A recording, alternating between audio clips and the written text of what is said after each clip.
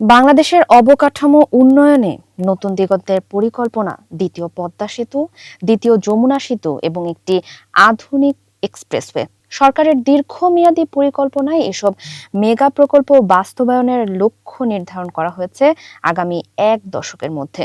পরিকল্পনা অনুযায়ী ২০৩২ সালের মধ্যে নির্মিত হতে পারে দ্বিতীয় পদ্মা সেতু, আর ২০৩৩ সালের মধ্যে দ্বিতীয় যমুনা সেতু। একই সঙ্গে ভবিষ্যৎ যানবাহনের চাপ সামাল দিতে ঢাকা থেকে চট্টগ্রাম পর্যন্ত একটি আধুনিক এক্সপ্রেসওয়ে নির্মাণের উদ্যোগও নেওয়া হচ্ছে। প্রস্তাবিত দ্বিতীয় পদ্মা সেতুটি পাটুরিয়া দৌলতদিয়া এলাকায় নির্মাণের বিষয়টি গুরুত্ব দিয়ে বিবেচনা করছে সেতু বিভাগ।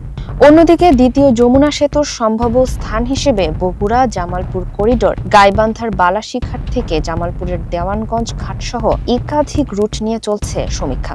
সংশ্লিষ্ট কর্মকর্তারা জানান, এসব প্রকল্পের প্রাথমিক পরিকল্পনা এসেছে রাজনৈতিক অঙ্গীকারের অংশ হিসেবে। তবে বাস্তবায়নের আগে প্রতিটি প্রকল্পের সম্ভাব্যতা যাচাই করা হচ্ছে।